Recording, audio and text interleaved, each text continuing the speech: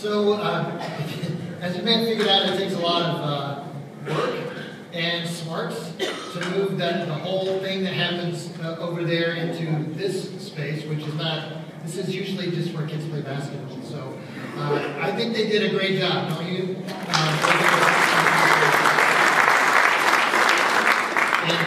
So it's been a season of a lot of transition, not just for our church family as we watch the renovation happen there in the worship center. And if you want to go by and check and just peek in, see what's going on in there, feel free to do that before you leave. But for our community, there's been a lot of just some really happy things and some really sad things happen in our community. We've had some losses, the Rice family and the Griffin family. I ask that you pray with those families as they deal with loss at this time of year. But also some celebrations, as Scott mentioned, the Hawkins family. And Justin and Katie are having a celebration. If you don't know what that's about, you should just go and swarm them after the service and ask them questions. Maybe ask Katie to hold her hand up, left hand up, real high. A lot of celebrations. And our beloved worship pastor, Dave Stroop, has moved on to a new ministry closer to his home. And so there's a lot of transitions happening at this time of year. And I just ask that you would be aware, just kind of be aware that it's a fun and exciting time for a lot of people, but for a lot of folks it's sad, and there's some heartbreak and hurt happening for a lot of folks. So just kind of be sensitive to that and be aware and be praying for families that are going through difficult times. Because it is a time of transition, and it's a time when a lot of us are looking forward to a fresh start. We kind of do this weird thing, I think. We set this date on the calendar and we say, this is the date when I'm going to change, right? January 1 of a new year. It's just a date on a calendar, but for us, it just feels like a time for a fresh start, when we can look back and say, okay, 2018, we survived, we made it, but I think I can do better. I think there's a better version of me that's out there somewhere, and I'm going to try to become that better version as we go into the new year. And so we start to look at our habits, and we start to think about what are some bad habits maybe I can move away from. What are some good habits I need to start? Because we are creatures of habit, aren't we? I mean, how many of you walked in this morning and you had no idea where to sit? You had this moment of panic where you thought, I have to find a new seat, and I don't even know where to begin. Some of you tried to find a spot that corresponds with where you normally sit on Sundays, and you're like, okay, this is not going to work. Some of you landed a pew in the back. Those of you, good job. Those were coveted spots. We're creatures of habit, aren't we? And when our habits get thrown off, it really messes with us. You know, you have a morning routine that you can float through half asleep, and you typically do, right? You get up, you do the same things. You put your right shoe on first and your left shoe if you're a normal person, and you brush your teeth the same way, and you eat the same thing for breakfast. We are creatures of habit. Even at the grocery store, when I go to the grocery store, I take the same path, the same route every single time. Okay? This is really important. Going to mine, take a right, and go through the produce, back towards the bacon, up the dairy aisle to the back lawn, you work your way back to the front, right? So I took my mom grocery shopping with me. She doesn't know my system. And we got all the way back to the dairy corner, and then things started to break down. Because she thought we were passing things, and I was like, no, we're going to get to that aisle, trust me. We have to go this way first. And we had gotten 3 aisles deep, and she had forgotten something, and so we went back, and when we came back to our place where we were, we came into the aisle from the wrong end. Okay, there's a right end and a wrong end to enter each aisle. And you make an S pattern. We came in at the wrong end of the aisle. I was disoriented. I didn't know where I was. I couldn't find anything. Because we're creatures of habit. We just do the same things over and over again. In fact, psychologists have researched this, and they believe that 40% of what you do on any given day is habit. 40%. 4 minutes out of every 10 minutes are things that you're doing you don't even think about what you're doing. Right? And this is not a bad thing. It's kind of a good thing. And, you know, we develop habits so that our brains don't have to think all the time, and we can do things like tie our shoes and buckle our seatbelts without brain power. And we can save that brain power for more important things. But here's the problem. Not all of our habits are good, are they? In fact, some of our habits are bad. And what I mean by bad is, a bad habit is something that prevents us, or it's an obstacle to us being the person that God created us to be. I believe God created us to be a reflection of himself. That we're supposed to look like him as we go about our business in the world. God is a God of love, right? He is good. He's a God of justice and peace and mercy and righteousness. And we are created to reflect that to everyone around us. And a bad habit is a habit that prevents us from reflecting the nature and character of God, from being who we were created to be. So conversely, then a good habit is a habit that helps us, that moves us closer to being the person that God created us to be, to reflecting his goodness and kindness and justice in the world. And so, if we're such creatures of habit, what do we do when we find that we have some bad habits? There's a process that we have to go through. I'll tell you an example from the Old Testament. There's a man named Daniel. Maybe you've heard of Daniel. He was a man of God, very devout. He was a prophet. And he was really wise. And so he was a leader in this foreign nation. And the king of this nation, someone tricked him into making a law that it was illegal to pray to anyone but the king. So the king gets tricked. He signs this law. Daniel is a praying man. And so he knows that now his prayers are going to be illegal. And if he gets caught, the punishment is he's going to be thrown into the lion's den, where we kind of know what's going to happen to anybody that gets thrown into the lion's den. So Daniel goes home after he hears about this law, and what does he do? He prays. And he gets caught, because there are people watching him, they're out to get him. He gets caught, gets a 24-hour free retreat to the lion's den. Did Daniel, when he went home that day, did he have to summon up some willpower to decide to pray? Or did he just pray because it was his habit? He just did what he always did. Daniel didn't have to find some willpower to go ahead and pray. He just fell back on a habit. This is what the researchers tell us. There's a researcher named Lindy Wood. Here's what she wrote about how habits work. She said, the thoughtful, intentional mind is easily derailed, and people tend to fall back on habitual behaviors. 40% of the time, we're not thinking about what we're doing. Habits allow us to focus on other things. Willpower, however, is a limited resource. When it runs out, you fall back on habits. How many can relate to that? Willpower is a limited resource. We can get by on willpower for just so long, and then we fall back on our habits. Wouldn't it be great to live in such a way that when you ran out of willpower, the habits that you fell back on were good ones? They were the habits that moved you closer to being the person that God created you to be, to reflecting his nature and character in the world. Wouldn't it be great to live in such a way that when you ran out of willpower, you fell back on good habits? Wouldn't that be awesome? Think about your diet and exercise. Think about how much willpower it takes to eat right and to stay healthy. We try to sum it up, a bunch of willpower, usually January 1. I'm really excited to see a lot of new people at my gym next week. You know, there's going to be sort of just brand new faces for about 3 weeks or so, and then it'll go back to normal, you know. But we have to summon up this willpower to eat right, to you know, maybe to change our language, to stop saying certain words and try to be more, you know, fruitful with our words, maybe to read the Bible. We have to summon up a bunch of willpower. In January 1, a lot of people start a new reading plan. Maybe have some new prayer habits or giving habits. Maybe just showing up for worship on a Sunday morning. It takes a lot of willpower for you. But here's the thing. It doesn't for everyone. There are a lot of people who eat right and exercise, and it doesn't take any willpower for them at all. Why? Because it's a habit.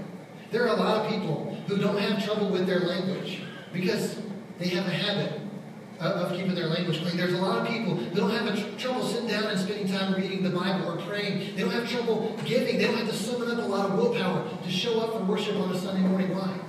Because it's a habit.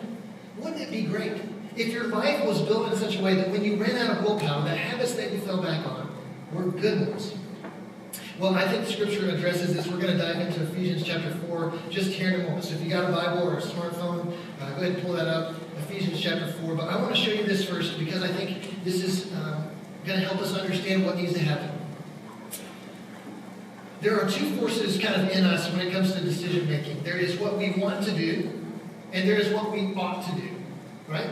You kind of You're going to know what you ought to do. Most of us do. We were raised in such a way, or we were, educated, or our parents taught us, or you kind of just see it in the world around you, and a lot of stuff is just innate, right?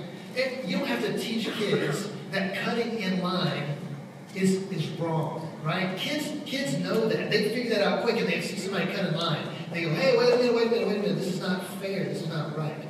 So we know what we ought to do, but then we also have what we want to do. And the problem is what we want to do is not often what we want to do. And we typically do what we want to do, not what we ought to do. Did I say that backwards? Thank you, Joseph, for your face. Okay, so when what we want is different from what we ought, we typically do what we want. That's just human nature. Unless we either have a great capacity for willpower or we have a really good habit. The only time we're going to do what we ought when it's not what we want is when we have a lot of willpower at work but we have a really good habit built in. And what did we learn about willpower? It's a limited resource. It will only get you so far. This is why most people's New Year's resolutions break down after 3 or 4 weeks, because they run out of willpower. They haven't changed their habits, right? And so the sweet spot is when what you want to do and what you ought to do are the same thing. Isn't that the best? When what you want to do is exactly what you ought to do, the person that you want to be is exactly the person that God created you to be. That's the sweet spot. Now, how do we get there? Let's read this passage from Ephesians chapter 4. This is Paul, the Apostle Paul, writing to these young believers. And he's helping them, and he has this conversation in almost every one of his letters. Because every believer faces this reality. What I want to do and what I ought to do are not the same thing. So what do I do? Here's what his advice is. He says to put off your old self. We're in verse 22 through 24, sorry. Ephesians 4:22. To put off your old self, which belongs to your former manner of life and is corrupt through deceitful desires. What are desires? That's what you want, right? And to be renewed in the spirit of your mind and to put on the new self, created after the likeness of God in true righteousness and holiness. So Paul breaks this down really simple. He says your old self is driven by what you want. You're always only going to do what you want. And most of us know that's going to get us into trouble because what I want is ice cream and Oreos all the time. Like I would just eat that for breakfast, lunch, and dinner. If that's what I want to do, then that's what I do, and that's my old self. And so this is the point where most of us at New Year's, we're kind of looking at, okay, I want to be I think I can do better. I think I can be a better person. So how can I put off this old self? And he says, well, you need to put on a new self, which is righteousness, and it reflects the glory of God. So Paul acknowledges that we have this person that we want to be, and that person needs to go away, and we need to change what we want so that we're doing what we ought to do. We're being who we ought to be. And most of us think, yeah, that's exactly what I'm trying to do with my resolutions. I'm trying to want something different. I'm trying to change this old person into someone new. New year resolution. But what we miss is this part in the middle. In verse 23, where he says, to be renewed in the spirit of your minds. When we just try to take off our old self and put on a new self, we're working sheerly off of willpower. I'm gonna quit. I'm gonna quit cussing. I'm gonna quit drinking. I'm gonna start reading my Bible. I'm gonna start praying. I'm gonna start going to church regularly. And I'm just gonna power through it. I'm just gonna try harder until I get there. And try harder will get you a little ways. It'll get you a few weeks into the new year. About February, try harder starts to run out, doesn't it? And you start like, I'm tired of trying harder. And Paul says the gap that we're missing here is we have to change what we want, and we do that by being renewed in the spirit of our minds. This is common language in the New Testament. You find it in Romans 12, you find it again in Colossians 3, and then there's this sense in which God wants to participate with us in helping us want something different. God wants you to want what you ought. That's exactly what God wants. Because God, what He wants and what He ought is always the same thing. That's what we mean by God being perfect and holy. He always wants what He ought.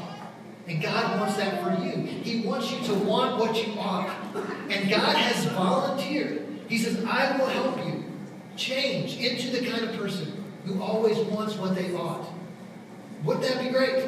Wouldn't it be great if what you wanted and what you ought matched up all the time? Then we wouldn't have the problems that we have with breaking old habits and creating new ones. So how do we participate with God and letting Him change us? This is not just about changing clothes. Paul's not talking about changing a new set of clothes. He's talking about changing our identity. It's more like changing uniforms if you're an athlete.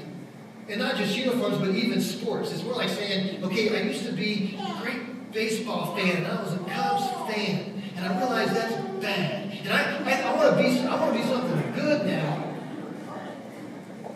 Am I making enemies? I want to be something good now because it's not baseball season, it's football season. I should be a Colts fan. So I'm going to take off my Cubs jersey. I'm going to put baseball to the side, and I'm going to put on my Colts jersey. We've got some passionate followers here. Big game today, right? Sorry, let's not get distracted. It's like a complete change. I'm not only changing teams, I'm changing sports. I'm going to be a different kind of person. And we have to let God participate with us in that because we know that we don't have the willpower to make that change last. So how do we do that?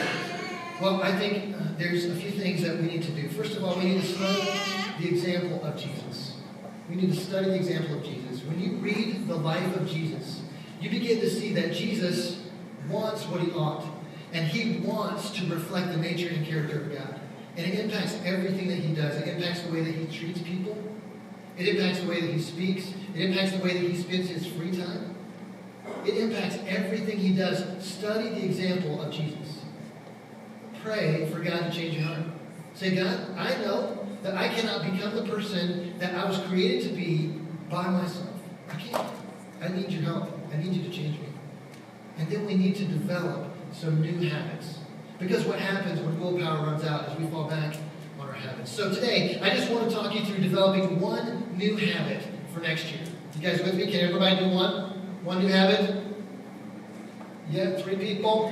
Can we do one new habit this year?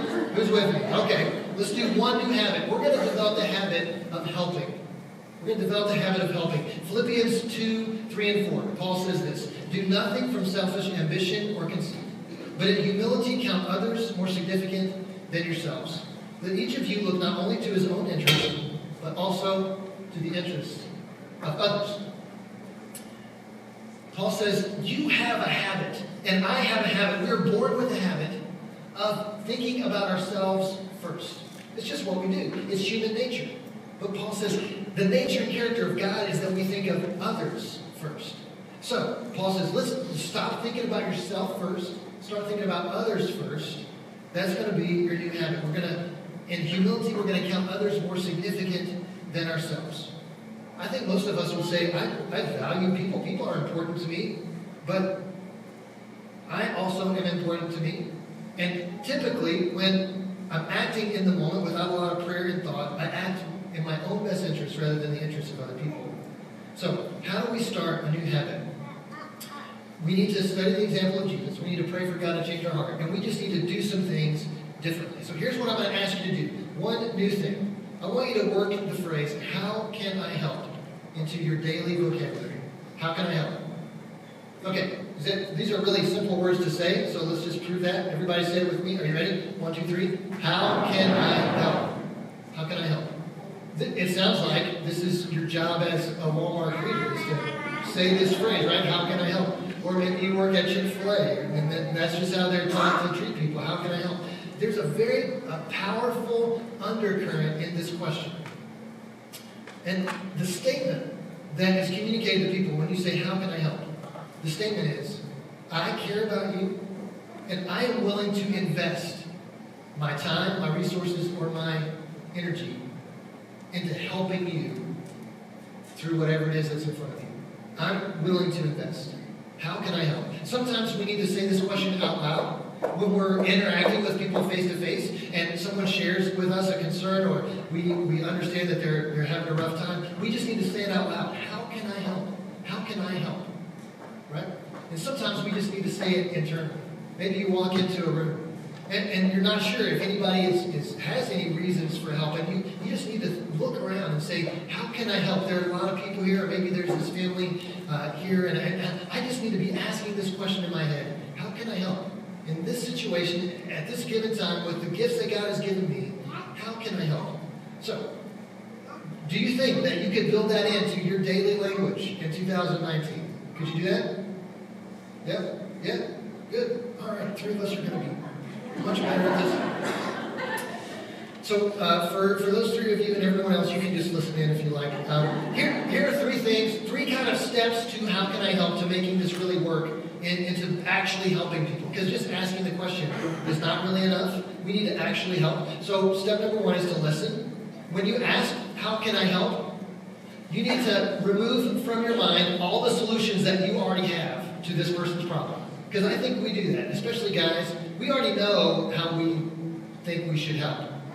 We're probably wrong, and we just need to set that to the side and listen.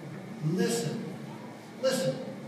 Without making any plans, without making any judgments or any critiques, we need to just listen. Some of us are really good at seeing the flaws in other people's plans. They can say, well, this is how I think you can help, and we'll go, oh, no, that's not the best way to help. I've got a better idea. Just listen. Just listen. Take some time to really hear what the other person is saying and listen. The second is to act. Listen and act. These are really simple. You could have thought of these all by yourself. You don't need me. I'm just... when you hear an actionable request, act on it. Follow through. Follow through. And a phrase that we use around here a lot is overpromise, or under-promise, over-deliver. Did I say that right? Under-promise, over-deliver. Because a lot of times we get really excited. Some of us are really just into trying to help other people, and we'll say, okay, man, I'm going to be at your house every day for the next month, and I'm going to call you every day, and I'm going to text you every day, and we overpromise. And then when we don't follow through, we let people down. So, it's better. What we try to do around here is under-promise. We say, I'm going to do what I can. And then over-deliver. Under-promise and over-deliver. We're going to go so far beyond their expectations that people really see the love of Jesus in us. So listen, act, and finally evaluate. After you act, take a step back and ask, did that actually help? You know, this is what you asked me to do, and I did this. Was it really helpful?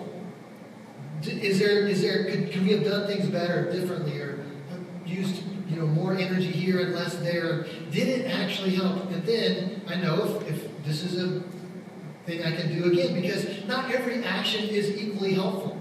How many of you have heard the starfish story?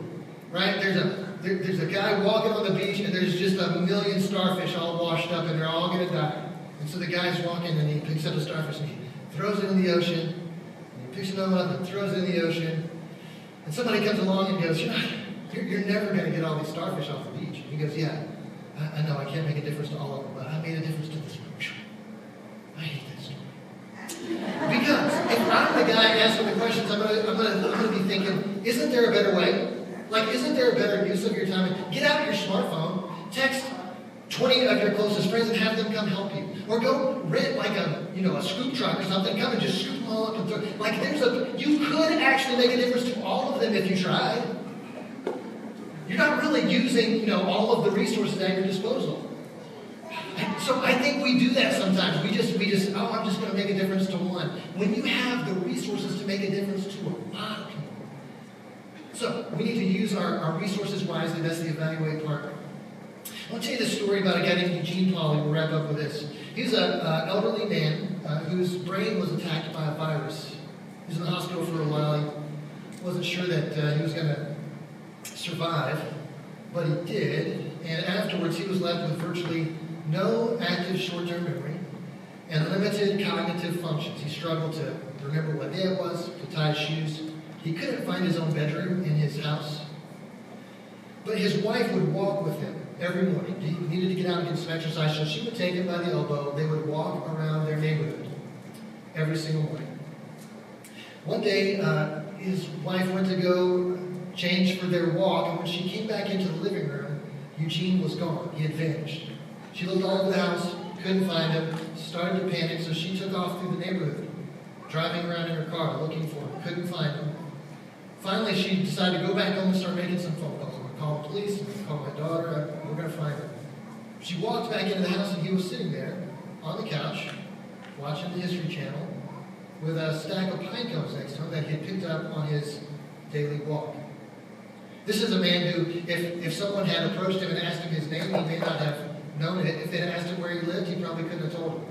But because he had this habit, this routine of walking the neighborhood every morning, it was one thing that he could do.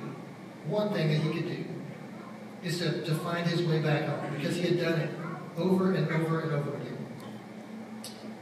There may come a day for me, and there may come a day for you, when we struggle to remember how to do things, to tie our shoes, and to, really function in normal life. And I hope when that day comes, that I have spent so much of my life asking other people, how can I help? That's the one thing I can still remember to do. It just feels like walking back home.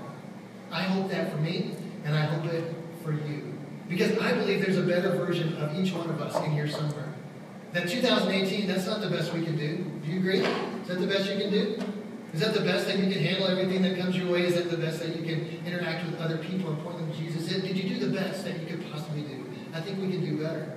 I think there's a better version of us that can reflect the nature and character of God next year.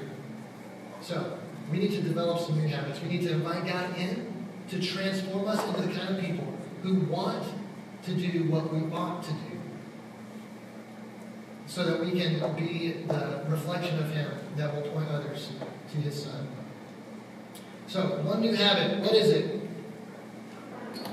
How can I help? All right. So, if you forget that this afternoon, give me a call and say, hey, what was that one thing? It was like 4 words, but I can't remember them. Just call me and I'll tell you the one thing again. We want to build that into the way that we talk to other people, because when willpower runs out, we're going to fall back on our habits. And if we have a habit of just asking, how can I help, we're going to make a difference to a lot of people. You with me? Let's pray. Dear God, I thank you so much for this church family, for the way that you have brought us through so much, and you're leading us through transitions even now. And my prayer is, Father, that as we dive into a new year, God, that your nature and character will be reflected more clearly, more visibly, more accurately in each one of us than it has ever been before.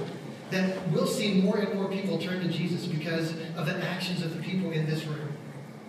And my prayer, God, is that more and more people would live out lives that reflect your nature and character because of your willingness to participate with us